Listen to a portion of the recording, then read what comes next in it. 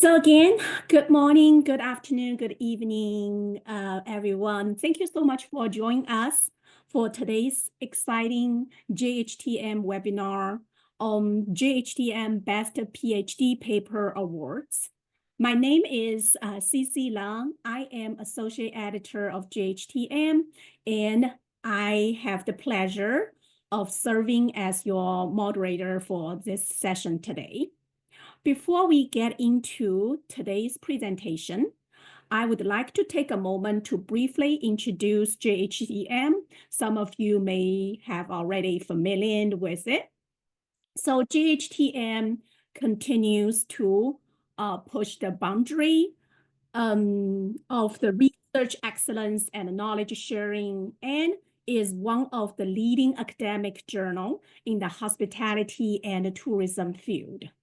Last year, we celebrated JHTM's 30th anniversary with a very successful webinar series, and the positive feedbacks we received encouraged us to continue this tradition.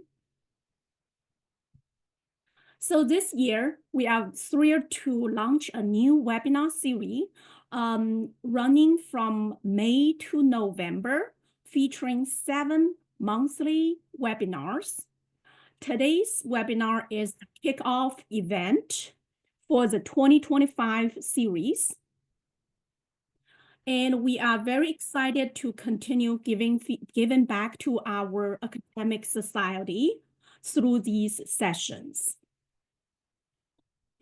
So now turning to today's focus, the JHTM Best PhD Paper Awards. This is a special initiative recognizing exceptional doctoral students' research in hospitality and tourism. In this session, we will explore the background, the history, and the goal of this award, how you can submit, participate, and we are honored to be joined by 3 past award recipients who will present their outstanding research and share their experience.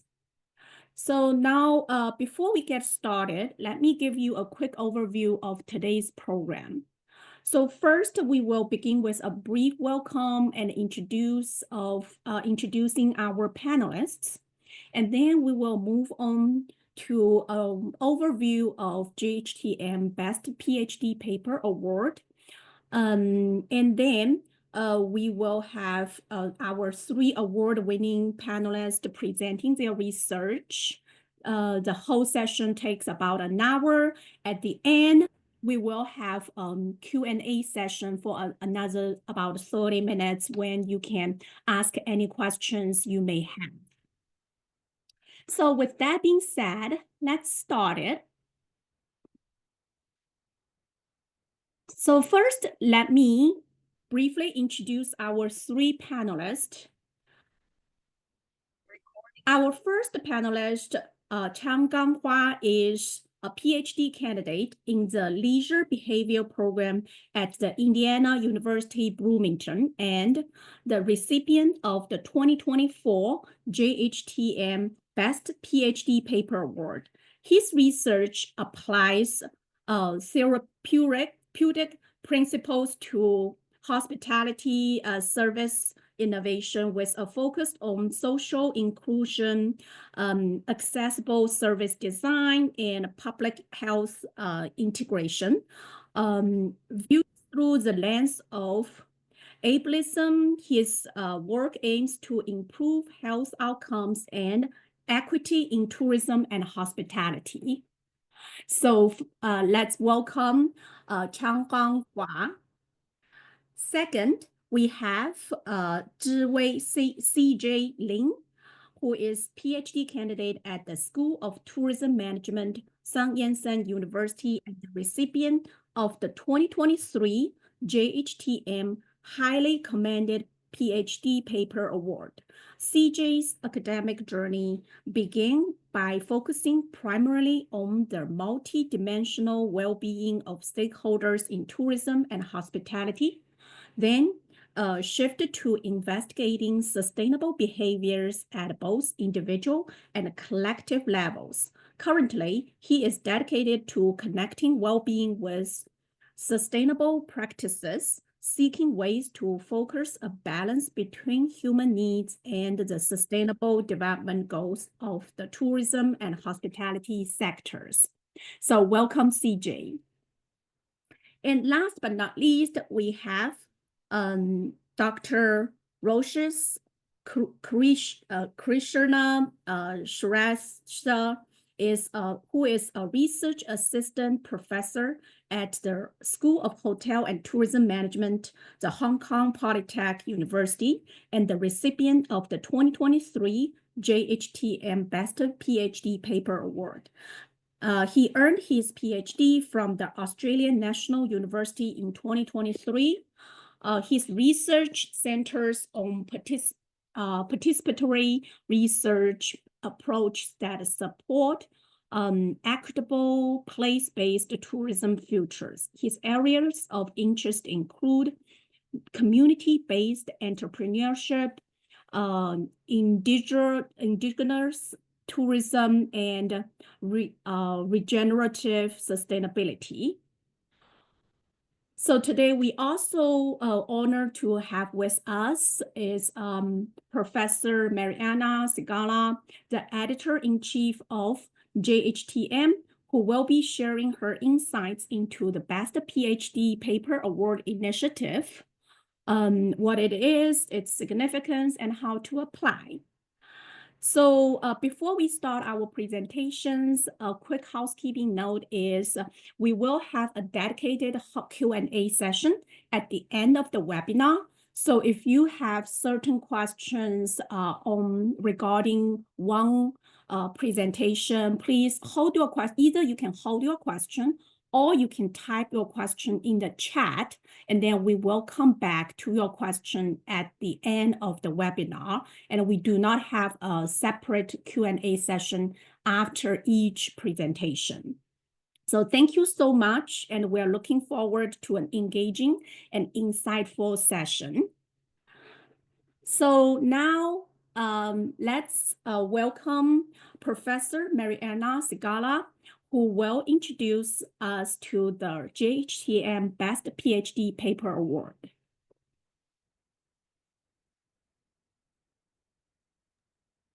Thank you, Cece, and pleasure to be here to give everyone an overview of what this initiative of the Journal of Hospitality and Tourism Management is. Needless to say, the Journal of Hospitality and Tourism Management is one of the leading journals in the field.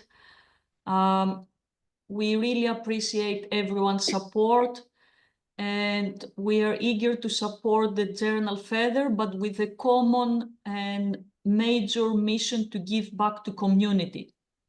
So how did we start this initiative? Our purpose is basically to give the floor to current PhD students or PhD graduates that they have finalized their PhD within the last year to submit a paper to one of the top journals and have their paper review in an expedite process with some very good constructive feedback, so they can learn also through the process, and also with the possibility to hopefully publish their paper fast in a journal, because we do recognize that recent PhD graduates or current PhD graduates, they do need publications to get the first job or to accelerate their career in academia. So the purpose of this initiative is, as I said, to give the opportunity to early careers or people that they are starting their career or they are eager to get the certification, the PhD, to start it, to publish and get some credentials to achieve their dream. We do believe, as I said, in this young generation, because obviously, hopefully it will become our future supporters and authors and reviewers. we do reward people that they do submit good quality research to this initiative. We recognize the two highly performing, innovative, creative papers that they are submitted to this initiative, and they are also accepted for publication in the journal. The two awards that we give, they're quite prestigious, I would say, in terms of the glory and the recognition people receive. In terms of presentation of the award at the annual Coffee Conference, as well as press, media, and publicity. And they also get financial awards relating to cash, but also to benefits that they do translate to economic benefits, like a free registration and membership to Coffee for the Best Paper Award winner. So there are two awards for the best paper and the second award for the highly commented paper.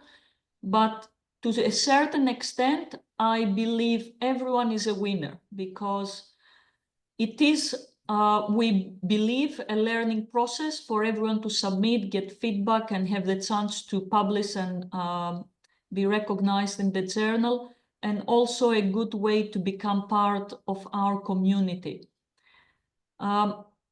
Based on that, I would urge anyone who is interested to please submit and join us in this wonderful community. You will hear from past winners of these initiatives their own experiences and what is their perspective in terms of what they have achieved and what they have learned, and why this has helped them in their own perspective. And hopefully you will be motivated and inspired by them as well. So how do you participate? Very easy, in inverted commas. To qualify, you either need to be a current PhD student or a graduate of a PhD degree within a year until the date of the submission. You need to have a paper to submit, hopefully up to the standards that our journal publishes. So have a look at what papers, if you haven't had any chance to read any papers that we have published yet, to get an idea of the fields and the type of the research that we publish. The paper doesn't have to be related to your PhD direct. It could be a study that you have conducted during your PhD studies. It could be a paper that you probably have done with your supervisor or with other colleagues. It doesn't matter. You can still submit the paper and you can still have others as co-authors, but the winner can only be the PhD student. Yeah, because that's the purpose of the whole initiative. So if you qualify, if you have the paper, what's the next step? Submit your paper until the deadline. This year, the deadline is the 31st of July. And as soon as you submit your paper, you get a registration number. So what you need to do next, you have to email me the submission number of your paper and evidence showing that you're a current PhD student or the date of your graduation, so I can check that you still fall in within this 1 year span, and your willingness to participate, and that's it. You enter the competition. What I do next is I track your paper to ensure that it is reviewed in an expedite process, and to ensure that if it is going well in terms of the feedback, your revisions, and finally accepted, that it is accepted within the year, so we can actually put it in the pool to be nominated for one of the two awards that we are giving.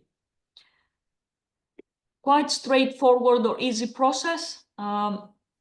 The difficult stuff is to write the paper, probably. But I believe, as I said before, that it's a worthwhile and rewarding process. We have been doing this competition during the last 4 or 5 years, I can't recall.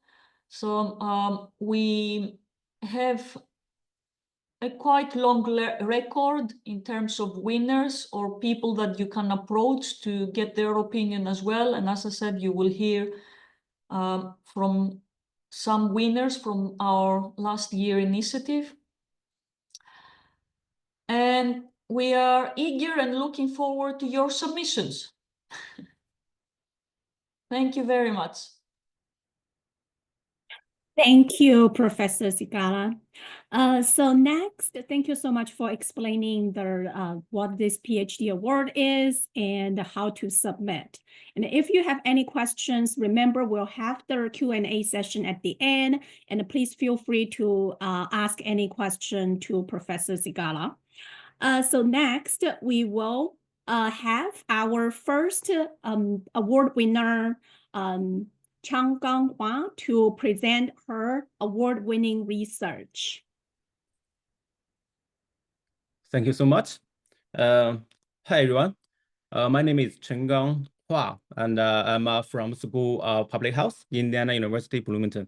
My research focuses on the intersection of leisure behavior and public health, particularly how therapeutic principles that can drive service innovation in tourism and hospitality settings. And today, I'm going to present my awarded paper. The title is Travel Participation as an Outlet for Social Integration of People with Spinal Cord Injuries, an explanatory sequential mixed method study. Can you, the next slide, please. Travel plays a key role in helping individuals build social connections and stay engaged in their communities. And this function becomes even more critical for people with disabilities, who often face greater risk of isolation. I'm sorry. Oh, yeah, thank you. And however, many people with disabilities, such as individuals, and we need to go back to the other slide. Yes, thank you so much, Dr. Leung. And however, many people with disabilities, such as individuals with spinal cord injury, face significant barriers to travel, and including physical inaccessibility, negative attitudes, and a lack of social support. And these challenges often result in lower levels of social integration compared to people without disabilities. The literature suggests that the major reason for this gap is the fear of entering unsupportive environments, situations where assistance is not guaranteed. And this fear, combined with structural and social barriers, disencourage participation and reinforce exclusion. Next one. And after further review of the literature, we found that the current service protocol often exclusionary. For example, limited staff training and minimal compliance with accessibility standards create ongoing barriers to essential services and participation in everyday activity. And these practices continue to marginalize people with disabilities within service environment. And more importantly, these service gaps don't just limit access to health promoting experiences that others routinely enjoy. They also pose direct health risks. For example, people can face stigma, hedonia, and heightened stress or anxiety, and all intensified by repeated exposure to exclusionary settings. Next slide. Thank you. And this study is grounded in the social model of disability, which shifts the lens away from seeing disability as a personal or medical issue. Instead, it highlights how social and environmental barriers like inaccessible service designs what truly restrict participation for people with disabilities. And this is particularly relevant in tourism and hospitality because when service environments are designed only for independent and able-bodied travelers, they exclude a large population, reinforcing both social isolation and health disparities. If you are unfamiliar with social model of disability, here are some examples for you to familiar visit. Next one, please. So when sign language interpretation is provided at a concert, people with hearing impairments can fully enjoy the concert. Next one. The museum offers tactile programs allow visitors to feel artwork. People with visual impairment can meaningfully engage with art. And with adaptive equipment and support, people who use wheelchair and people with spinal cord injury can explore even challenging terrains like desert. And this is the core message of social model of disability, that disability is not a fixed condition, but a product of unmet needs in social integration. And this study used an explanatory sequential mixed method design by Creswell and Clark to examine whether travel facilitated social integration influences the health and well-being perceptions of people with disabilities. We applied the structural equation modeling to test both direct and mediated effects. To better understand how social integration contribute to health and well-being perceptions, we followed up with a qualitative phase. This approach helped triangulation, complement, expand the quantitative results, offering deeper insights into how travel impacts health and well-being perceptions. Next one. The quantitative phase utilized data from U.S. National Spinal Cord Injury Database with analysis 2,468 participants from 2019 to avoid data distortion from the pandemic started at 2020. And people with spinal cord injury are uniquely suited for topics like this due to their heightened risk of physical inactivity, social isolation, and functional limitations, making them an ideal population to examine the role of travel in supporting social integration, health, and resilience. Next one.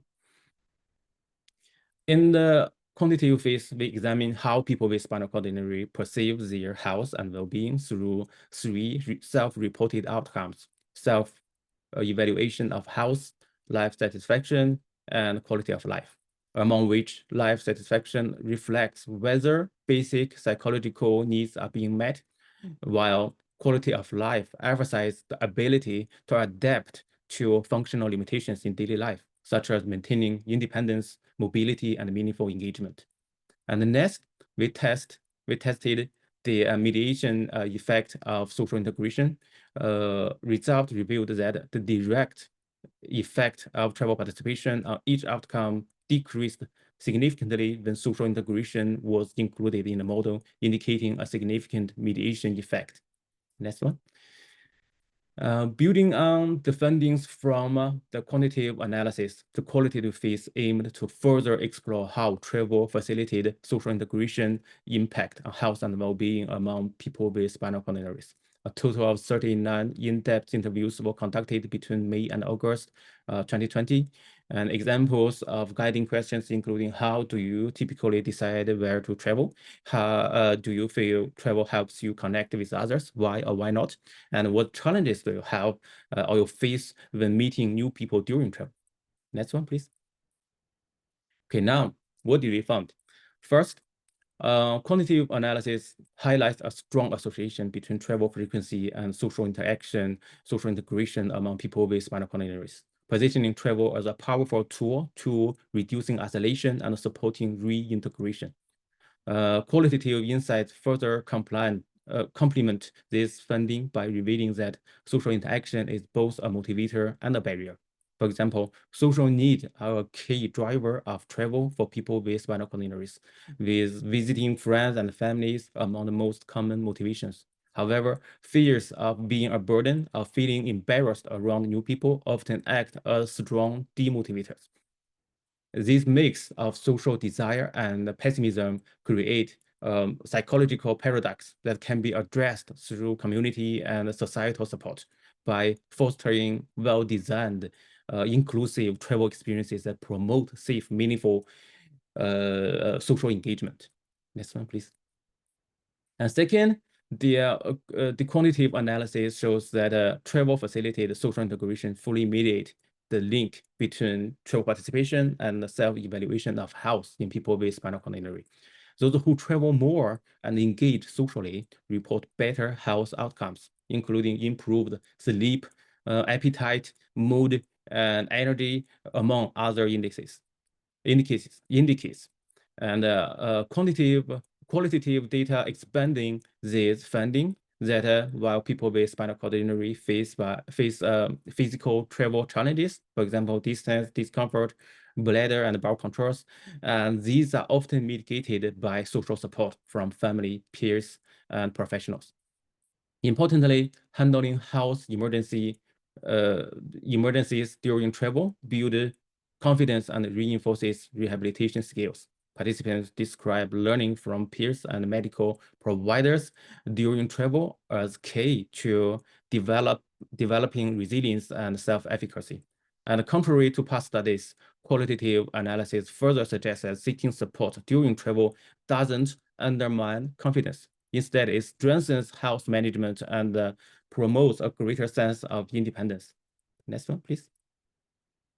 So in this study, quality of life reflects how well people with spinal cord injury adapt to functional limitations in daily life, including independence, mobility, and meaningful engagement. Our quantitative analysis shows that travel enhances quality of life by strengthening community ties, promoting resilient behaviors, and building confidence, coping skills, and positive outlooks. And qualitative findings further complement the finding by adding that participants reported gaining practical skills, stronger autonomy, and a deeper sense of personal growth. And compared with quality of life, life satisfaction in this study reflects whether basic psychological needs are being met, such as social connection, emotional fulfillment, and a sense of purpose. And the qualitative insights highlight how travel provides positive emotional experiences. Participants describe the feelings of joy, accomplishment, and belongings, often rooted in meaningful moments shared with companies and supportive strangers. Next one, please. Okay, so to conclude our conclusions, that we often think of accessibility in tourism as a matter of customer service, a hospitality issue. But the findings from this study make it clear that inaccessible tourism has much broader implications. When people with disabilities are unable to travel, they miss out more than leisure opportunities. They lose access to opportunities that support social connections, well-being, and emotional resilience, all critical factors tied to public health.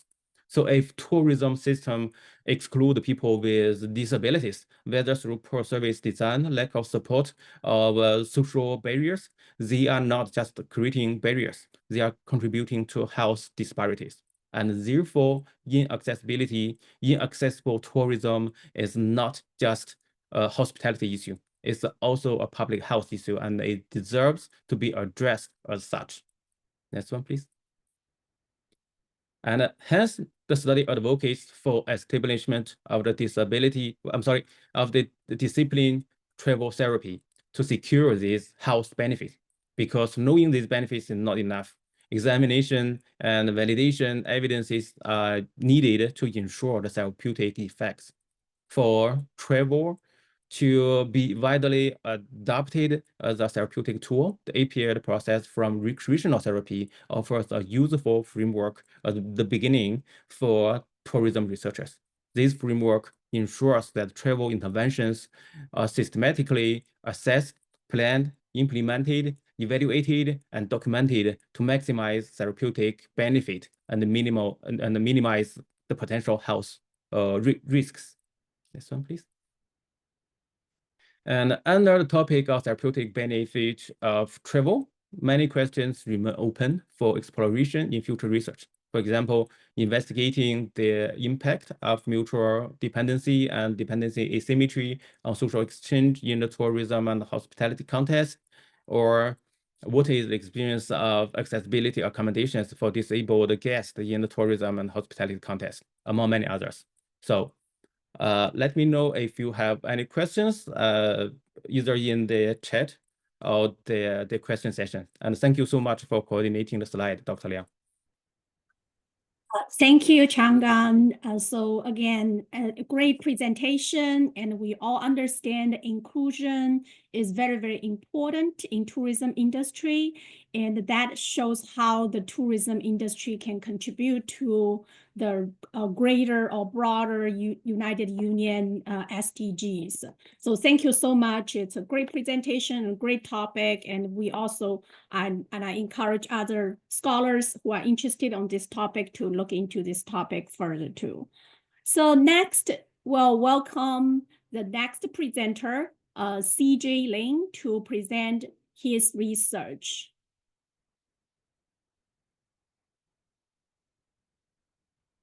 Yep. Thank you, Cece. Hi there. My name is CJ Leung from Cece University. And for today's topic, focus on frontier tourism, which was done during the pandemic. So next slide, please.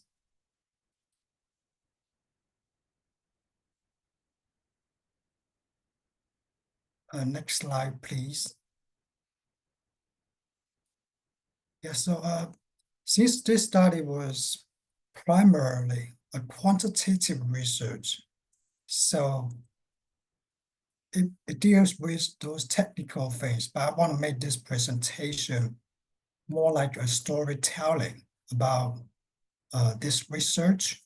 So just a brief introduction about the authors.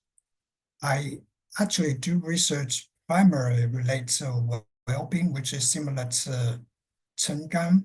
And at the time, I also struggled to do research in well-being because I do too much topic related to well-being, especially related to understanding the well-being potential of tourism and hospitality services from multiple stakeholder perspectives, and as well as conducted at several different sites.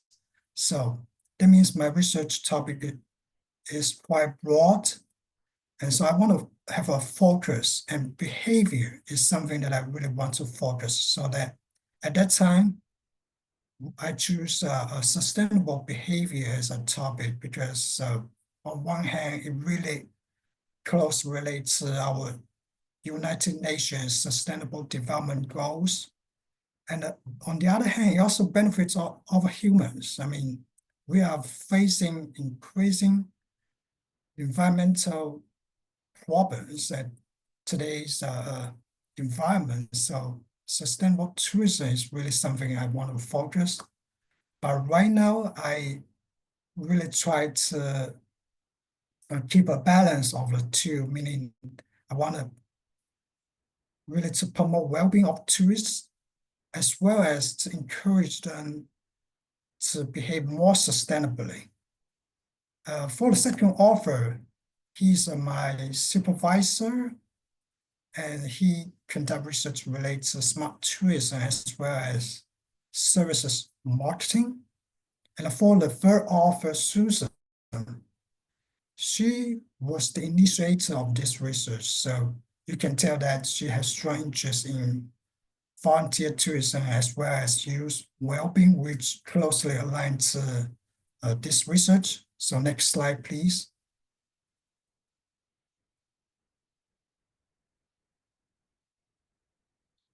And Susan was the initiator. Could you go back to the previous slide? Yeah, Susan was the initiator of this research, and she approached us at that time that she wanted to do a research related to Generation Zers, which is mostly her students, and because she had actively involved in those volunteer tours with her students, so she approached us that's telling that want to do something related to that. But at that time, I was also, making a shift of my research area. So I was the initiator. I was the executor of this research. And we find that well-being is a good topic, while sustainable tourist behavior also fits to well-being. So so we come up model, we thought about ideas. So, and the whole story begins. Next slide, please.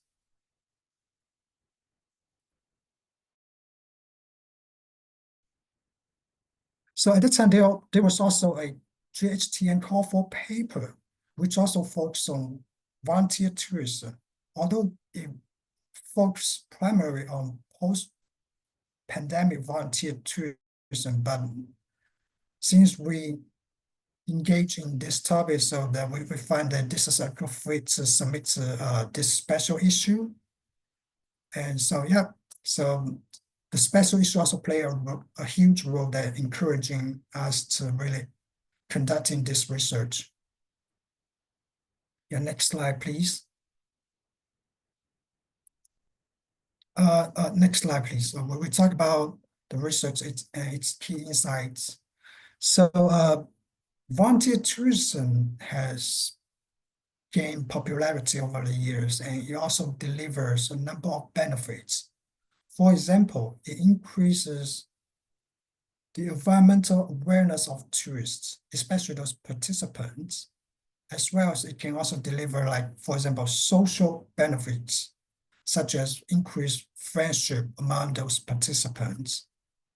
And also another background at that time was really the pandemic. And this volunteer tourism sector has virtually put on hold.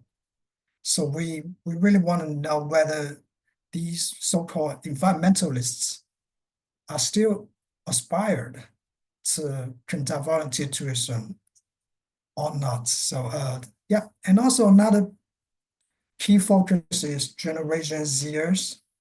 Susan had plenty experience interacting with those Gen Z tourists, mainly because her students, but also because this group of individuals are known to be a rising environmentalist who have expressed strong desire in supporting the sustainable development of our Earth. So next slide, please. Next slide, please. Yeah. So what we really want to take a closer look at volunteer tourism and pandemic from the perspective of Generation Zers, meaning that we have a close focus on these individual groups.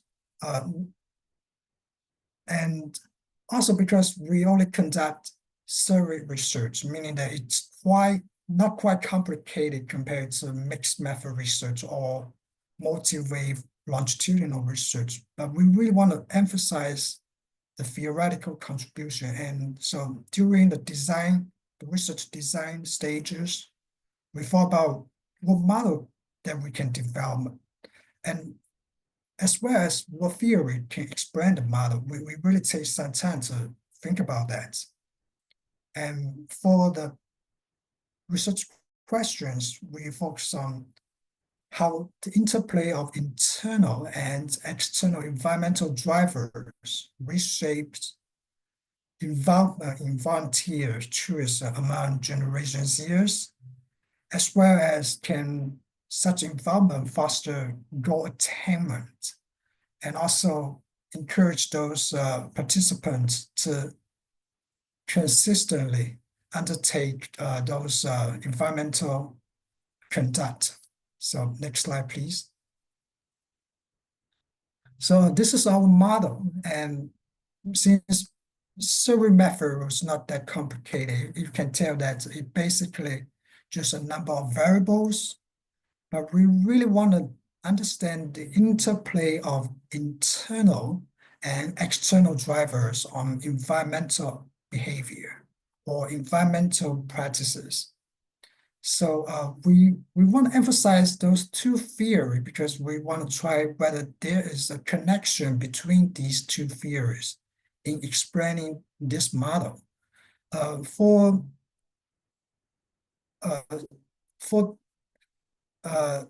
those motivation drivers, we basically focus on self-determination theory. And for those related to goal attainment or goal direct behaviors, we focus on those goal setting theory. And motivation and involvement play a key role in connecting these two fields, and we will discuss later. Yeah. So next slide, please.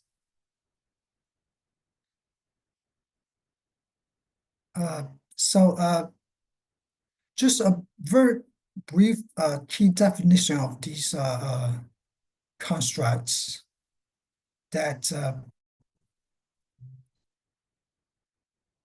perceived green social climate focuses on those collective environmental beliefs, practices, and behaviors shared among those Generation Zers. Green involvement refers to the degree to which those Gen Zers actively participate in environmental sustainable activities.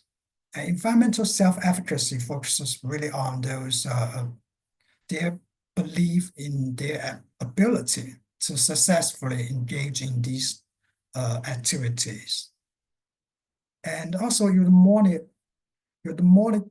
environmental motivation is a type of intrinsic motivation and focuses on whether those Gen Zers really have those internal drives to engage in these activities that could potentially contribute to their personal growth, fulfillment, and even the well-being of societies, rather than just their personal hedonic travel pressures. Environmental goal attainment focuses on the extent to which those Gen Zers perceive the achievement of their environmental objectives they set out to accomplish. And for the last two focus on those behavior intentions, really on those whether they want to promote green volunteer activities or whether they want to continue to engage in actions post-travel to reduce the negative impact of tourism activities or other activities. So next slide, please. CJ, So- CJ, sorry for interruption. Could you please wrap it up in about 5 minutes? Just keep Yeah, us on no worries. track. Thank you. Yeah.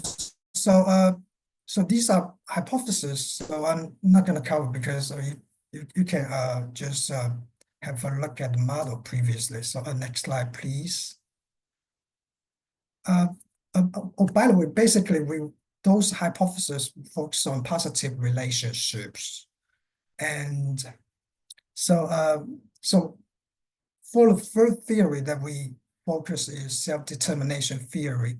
And because it is intrinsic motivation, it focuses on intrinsic motivation. And it has three key elements. One is autonomy, which can relate to their sense of personal control. And competence can relate to environmental self-efficacy. And relatedness can relate to our green social climate that we just proposed. And the theory really focuses on internalization of external motivation. For example, social climates can be internalized, or those environmental cues can also be internalized to guide those Generation Zers to behave more sustainably. So the key focus is that the satisfaction of the need for autonomy, competence, and relatedness is really important to boost their eudaimonic well-being. And next slide, please. For the other theory, which focuses on goal-setting theory, and if environmental goals are primarily long-term, and it can direct behavior and mainly through involvement, while goal attainment can further motivate behaviors.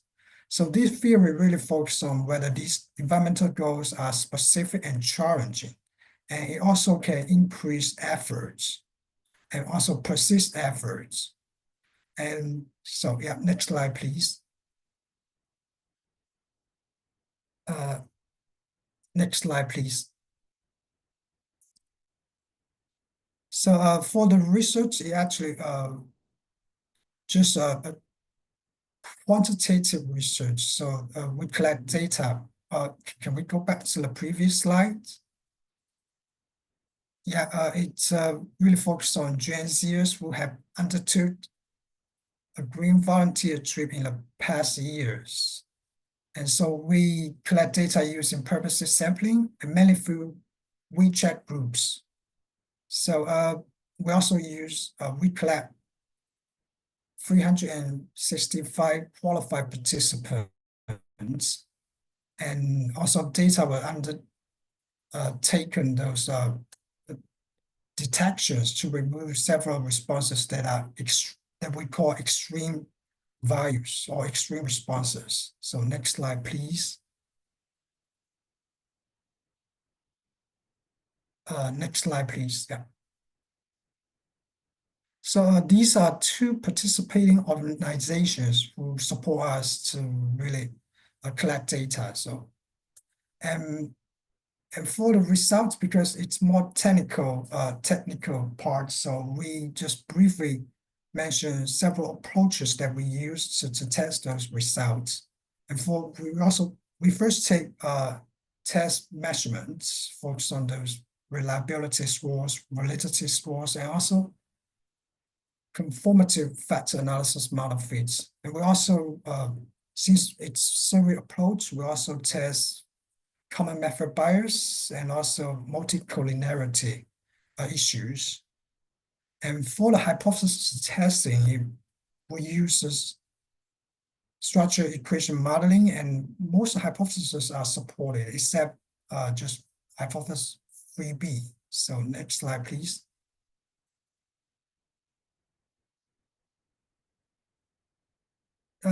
So for the theoretical implication, it is this research applies the self-determination theory and goal-setting theory in the study of volunteer tools. It also highlights the moderating role of user motivation. And more importantly, it really proposed motivation, goal attainment, and behavior model. And involvement play a key role in this model, that linking motivation, goal attainment, and also behavior. And last but not least, we try to integrate those two theories using primarily use those involvement and motivation to make a connection. So next slide, please.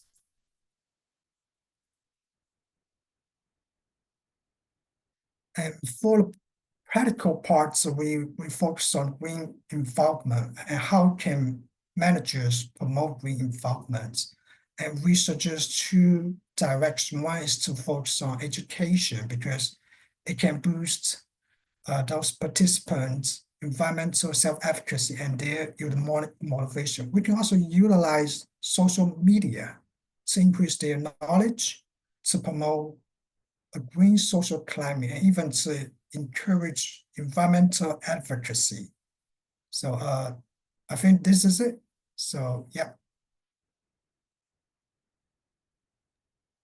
Thank you so much, CJ. Thank you for the great presentation. Again, voluntary tourism is a very hot topic and new and ongoing, and it also related to our SDG, UN SDGs. So anything related to UN SDG is kind of good and hot and needs our to do more investigation. So again, thank you so much, CJ. And last but not least, we'll have our another award winner, Roches, to present his research. So Roches, I just want to let you know, I realized that when CJ was presenting, because he's in China, so the screen sharing has some delay. So if you say next slide and you don't see the slide change, just wait for a couple seconds. So it's just a screen sharing delay. Okay, Understood. go ahead. I already planned for it. All right. Thank you, Cece. It's such a great pleasure to talk about this topic, especially I conducted this research when I was in second year of my PhD and finally submitted this during my final year of PhD, and it holds a lot of meaning not just, because I come from an indigenous community in Nepal, but because this is something that I have noticed since I was very young, that the communities are facing these issues on a day-to-day basis. And what I'll try to do for the next 10 to 15 minutes is try to tell a story of how many communities in developing countries such as Nepal would face. So the title of my topic is seen here is about how indigenous communities sometimes sometimes find conflicting identity roles within the communities as they undertake entrepreneurial ventures. So before I can next slide, please. Before I go discuss about the research, let me briefly tell you about indigeneity and the indigenous peoples. So if you're not familiar with this concept, the term indigeneity implies primary connection between human and place. So in indigenous tourism research, indigenous people are often those who are either considered as native to a place or whose ancestry date back to a place before the colonial times, or who had a long-standing connection with place that often goes back to centuries and millenniums. They have unique connection with the place, and they are often the traditional custodians of the knowledges that intersects with the unique biodiversity and other forms of elements of the place. And many indigenous communities, owing to the history of colonialism, exploitation, and dispossession, they had varied experiences in terms of how their culture, as well as other resources, has manifested over the years. And these cultural resources, central to tourism development in these communities, as well as their traditional knowledge, has mainly since COVID-19 been acknowledged to be a pivotal for many of the sustainability initiatives that can be taken, especially in terms of biodiversity conservation. Now, moving to the next slide, I want to now bring you to the story of my country. So, while we have been talking about self-determination and indigenous rights for over, especially since 1990s, it's sometimes it feels quite surprising that even after so decades of movement, even in Nepal, the whole idea of self-determination, the indigenous rights, the connection to the places, and the unique connection with the biodiversity remains contested, at times ignored, and also the rights of indigenous uh, women especially are often intertwined with the political hegemony. If you look at the mountainous communities in Nepal, many communities are very matriarchal, and yet when their traditional norms and values are intertwined with patriarchal political practices, they have had unique experiences that perpetuate certain forms of colonial experiences in their community. And especially we can see unique experiences in terms of how, especially in relation to this patriarchal experience, when we look at the different forms of empowerment initiatives being carried out in these communities. And given that this research actually looked into how their experiences with different empowerment initiatives and how these communities self-organized to develop tourism in the community. Next slide, please. So now I'd like to talk about the key theoretical ideas that underpin this research. Now, when I was doing this research in this community, I actually saw a very interesting notion within these communities. Now, often when donor agencies or somebody else will come to the place, they would often come with the idea of empowerment. They want to do something really nice, but they often look at the community members, and often they have a pre-imagined idea of empowerment, what they should be doing to serve the community, and what kind of intervention would actually benefit the communities. And often there is a perception that their life is restricted, that because they do not have access to certain vital resources, there is an immediate assumption that it is because of patriarchy, and it is problematized to that extent. Uh, but if you look at the recent scholarships, such as the ones by Knowles and Christensen, where they are problematized that if we consider the preferences, that the adaptive preferences, which is rooted in the idea of lack of freedom of choices. From a top-down perspective, that is somebody from outside coming in and saying that, oh, they don't have something, so they must be deprived. So this notion is problematic because it does not look at the phenomenological situation, and it perpetuates an epistemic fallacy about a place. Now, in developing country, and especially in places such as Nepal, this kind of practices have had unique experiences, unique outcomes in these countries where certain entrepreneurs would have had attended 40 trainings, but 20 of them would be the same training that they have taken without with no incremental changes in the skills that they have acquired in the last few years. So these kind of experiences kept on persisting in these communities. And also, when you look at these preferences, the one interesting phenomena was um, so adaptive preferences can be rational as well as irrational. Rational is in positive, which would eventually lead to a positive outlook towards life and eventually positive initiatives.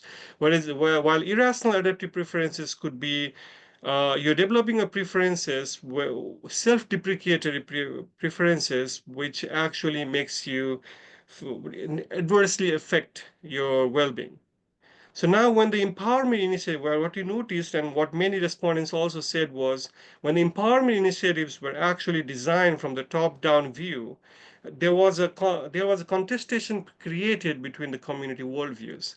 And this created a unique situation where many people were isolated within their communities and it severely affected social cohesion, leading to a self-deprecatory outcome for many of the entrepreneurs who we worked with.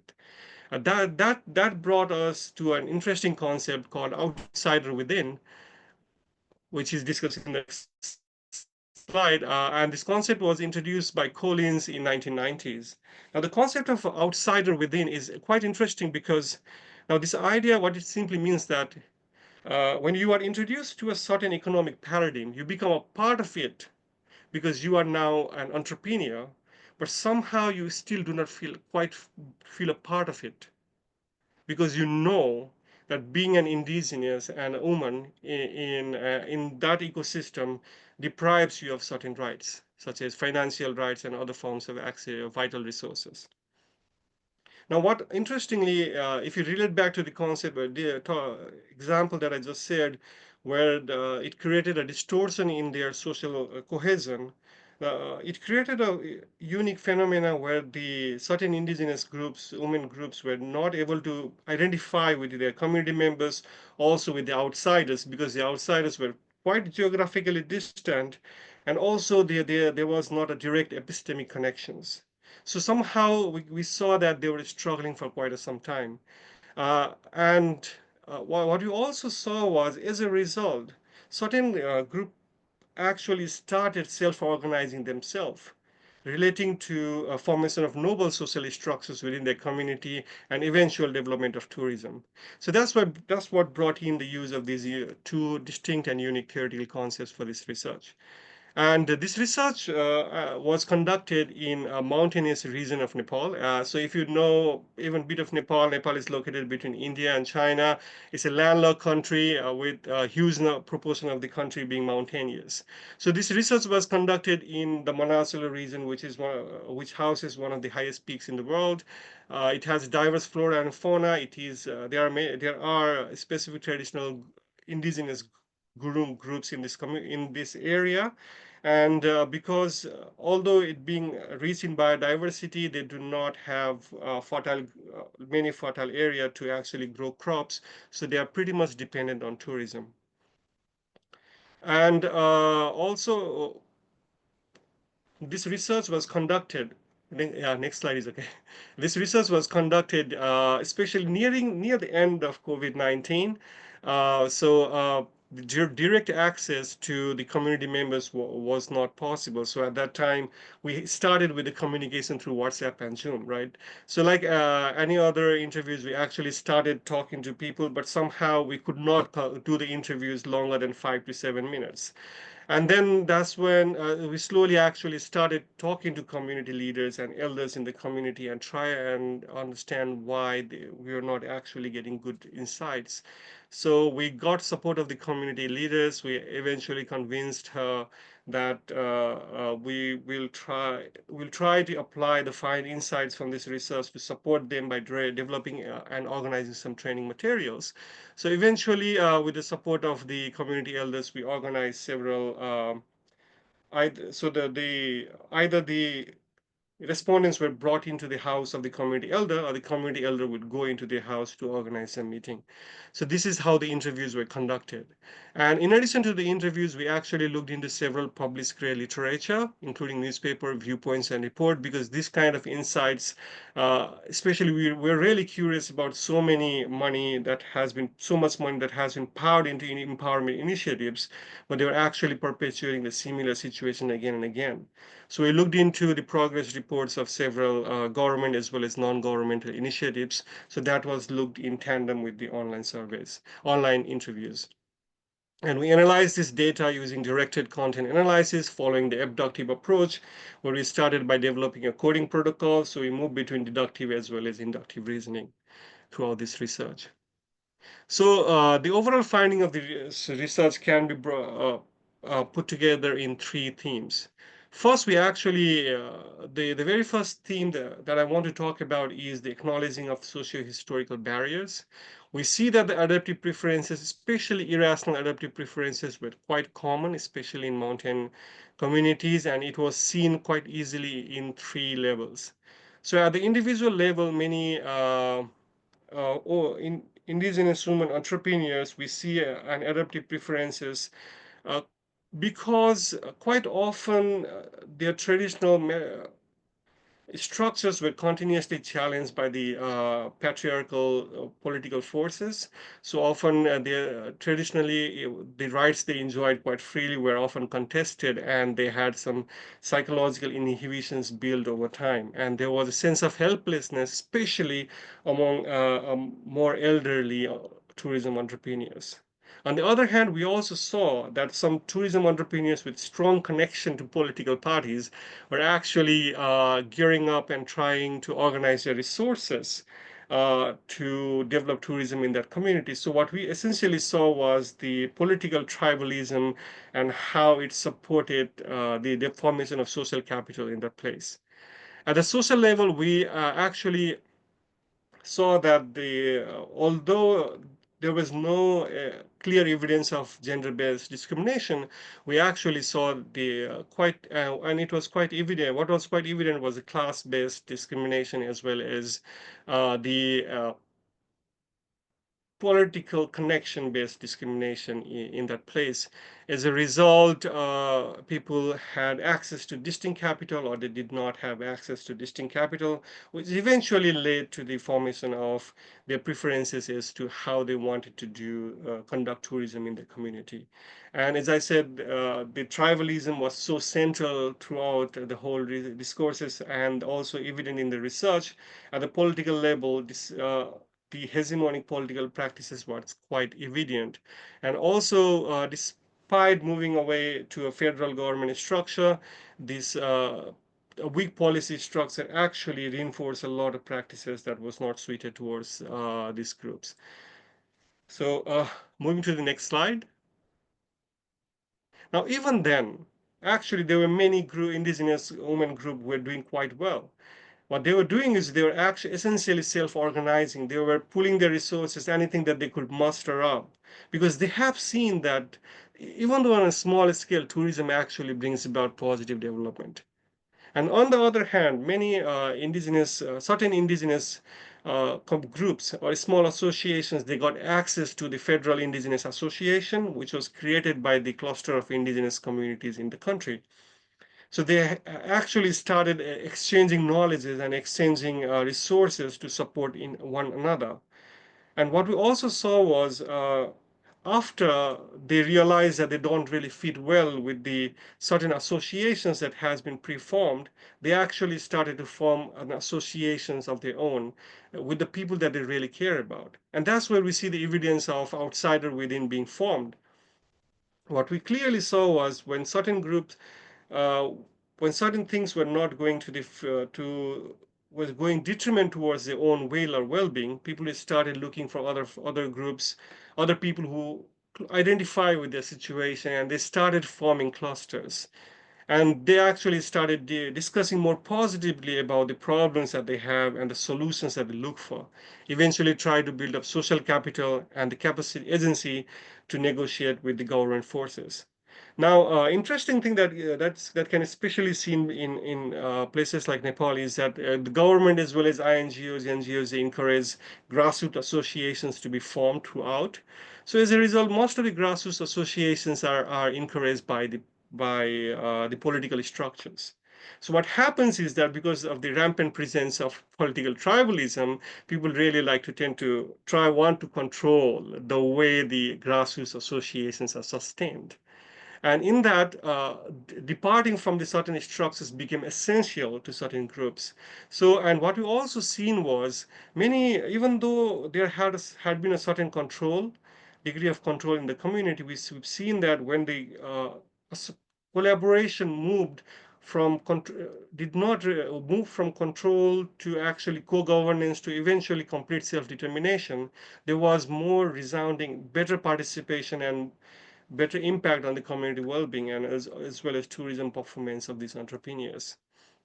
So based on our comparative analysis of the grassroots associations that did really well and that they actually struggled, we propose that the grassroots associations, especially given the constant that many community associations have in these rural areas, should start with the co-governance phase and slowly move to complete autonomy because they lack several crucial operational skills initially.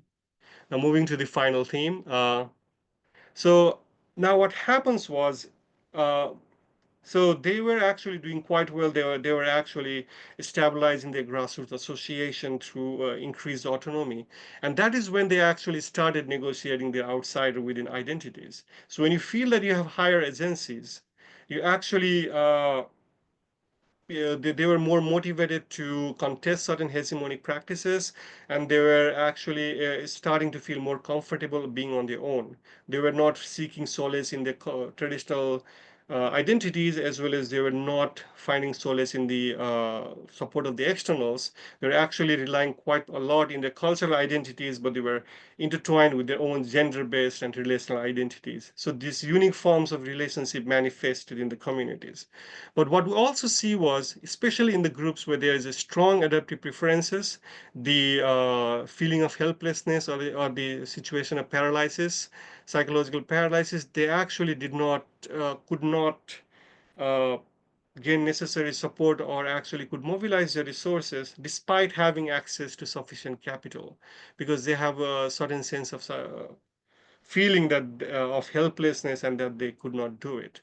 And these associations were actually slowly declining and eventually completely they disappeared in last few years.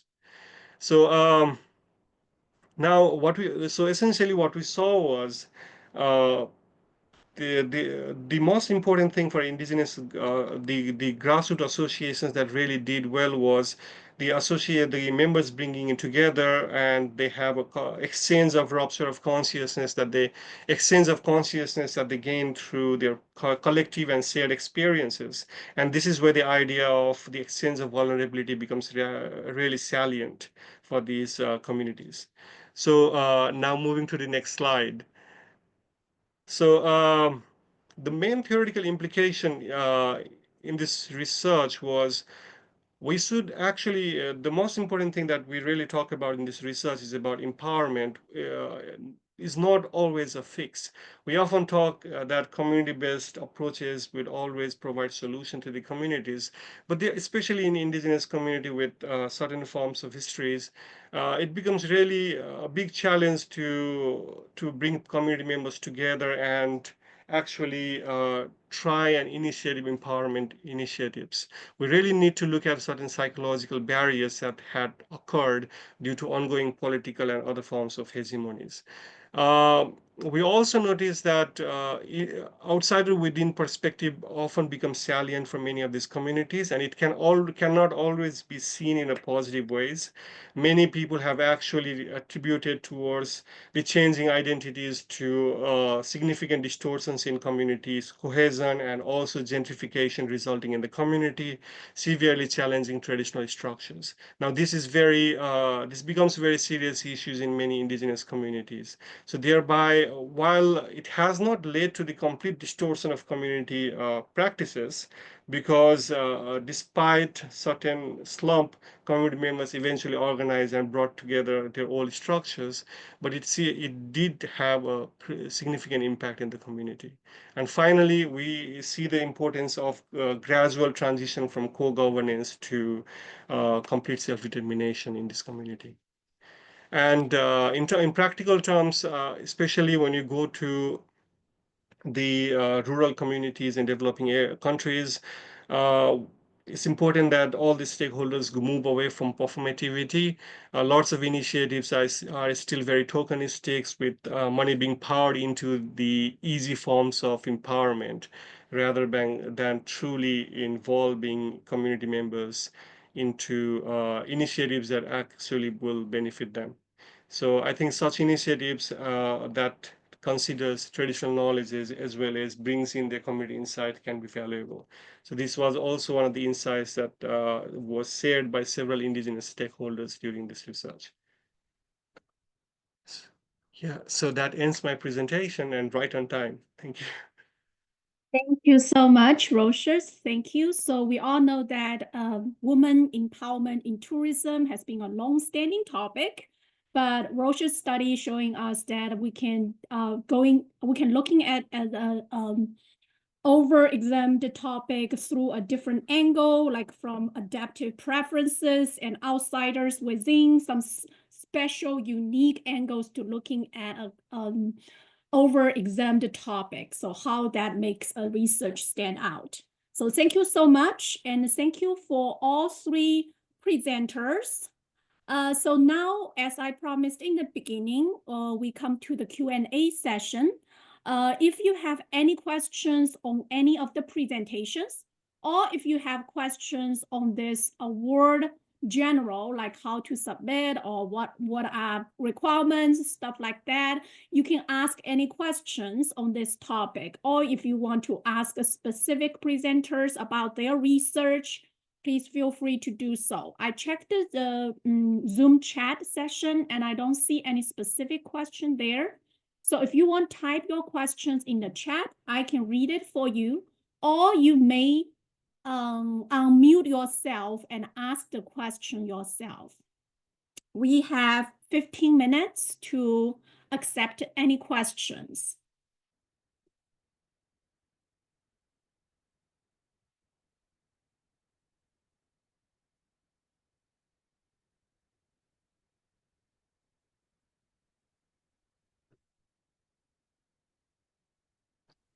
Hi, who's Yes, I can hear you. Yes, I'm a final year PhD student. Well, see, thank you so much for offering this kind of presentation before we submit the paper to the journal.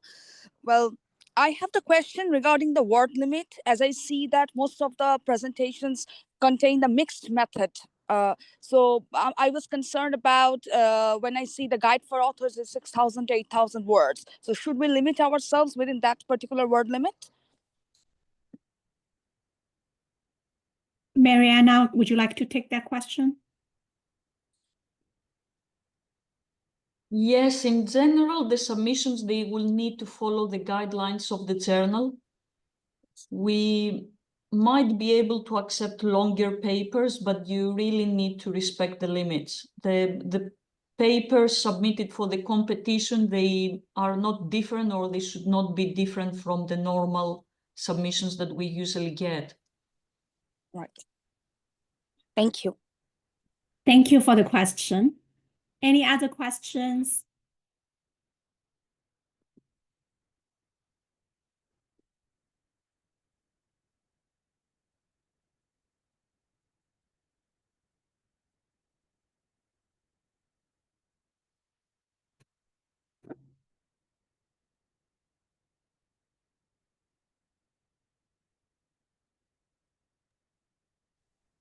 Hi, can you hear me?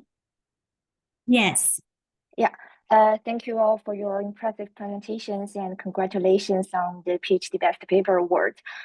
So I have a question for both Chenggang and Zhiwei, since I noticed that your studies both engage with the concept of well-being, but from quite different aspects. So do you see well-being as an umbrella concept, or is it can be broken down into more specific components in your research? So for Chenggang, do you see health and well-being as an overlapping concept? Or if for Zhiwei, how do you relate well-being with sustainability? Thank you very much. Thank you for the question, Jiaqi. A long time no see. I hope you are doing well. And for a question, I think well-being and health do have some overlap concept, and in a way, well-being is a broader concept, and we can either use it in a flexible way or in a different way. Like if you can normally be examine well-being in the terms of positive emotion, negative emotion, and the subjective perception of well-being. And in my study, I also related it to quality of life and life satisfaction, and also I think it's highly connected, related to the health and the wellness perceptions of their physical and mental status. So yeah, I hope I answered your question, and I do believe that well-being is a broader concept, and we can use it. Well, we need to define the concept in our research, but there do exist a flexibility when we using the concept of well-being. Thank you so much. Thank you, Yeah. Chenggang. Yeah, and I also agree with Chenggang, and well-being is quite a broad concept. It can relate to physical health, it can relate to mental, psychological health. It can even relate to travel experience, for example, travel pleasure. It can also relate to eudaimonia. So it is quite a broad term to cover all those small areas, I would call it. And also for the second question, how well-being can relate to sustainability. Myself, I primarily focus on travel pleasure because I want to focus on how can not to decrease tourist satisfaction, but also to maintain, even promote their satisfaction, while also to encourage them to behave more sustainably. So this is really a difficult balance for tourists because when they travel, when they are on vacation, they primarily look for pleasure and not sustainability. Sustainable goals are taken like a secondary position when people just travel. So the primary goal is to focus on pleasure. So that's why it's a quite difficult balance for tourists and a difficult balance for those managers as well. How can they to really not decrease the experience, but also to increase the experience for them while promote sustainable behavior. Yeah. Thank you very much. Thank you, Jiaqi. It was a great question. And thank you, Chenggang and CJ, for taking the question. We can probably take one more question, and then I'll have a final question for all our presenters.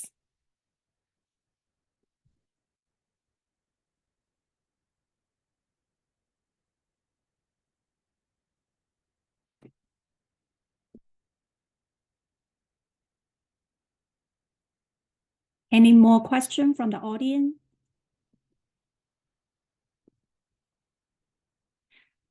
Okay, let me ask my question to all the presenters, our panelists. So could you, at the last comment, can you share like one tip or one comment because I think most of the audience in this panel, in this webinar are the PhD students who want to participate in this award, and that's why they're participating. So I want you to share with these people, these PhD students, one tip or one comment, how would it increase their chances to win this award? Okay, I think I can go first. So in my experience, I think except for the originality of the topic and rigorous methodology and also practical relevance and all that stuff is very important for your success in this award. I also believe that responding thoughtfully to peer review feedback to enhance the quality and the impact of the final manuscript is very critical. It's for me, I benefit a lot from the reviewers' comment, and my manuscript has been improved a lot during that process, during the revision process. So I strongly suggest that you read through carefully about these comments and respond accordingly. Thank you so much. Thank you. Yeah, and I have one simple answer to that is to focus on topic. And you can relate all of these three award-winning papers. You can tell that they all focus on one thing, is to promote the welfare of humans and our environment. So a good topic that really touch on the welfare of humans and our environment of our Earth, that may have a better chance. Yeah. Thank you. All right. To add to their point, I'm not really sure about this because it differs. I'm pretty sure it differs every year. But what I know was I wanted to submit something on the second year, but I waited because at that time I felt, although the context was really good, the theoretical contributions could really be improved. And what my suggestion is, it's really important to make sure that our we are really passionate about what you're doing, but also it actually you try to make something unique, some unique contributions to both theory and practice. And I think that's possibly the biggest winner for me, because if you look at my methods really do not stand out compared to the other two speakers. It's a simple qualitative method, but what I really invested in was the problem that was really important for the community and also the theory that was really unique. So I think that's really important. So thank you so much for all the panelists. So again, pick a good topic, pick an interesting topic, pick a topic that may not be explored that much in the past literature, and focusing on theoretical and practical implications. Make sure you have a robust methodology. That's definitely all really good tips for winning this award. And also suggestions for our PhD students to conducting good research, high quality research in the future. So that concludes today's webinar. A huge thank you to all our speakers for sharing your insights and your research project. And I want you, so I hope you can continue to join us for future 2025 JHTM webinar series. And a good way to keep updated from the channel, from the journal, sorry, would be follow us on our social media groups. And again, thank you very much for joining us today, and having a good day. Thank you so much. Thank you. Bye.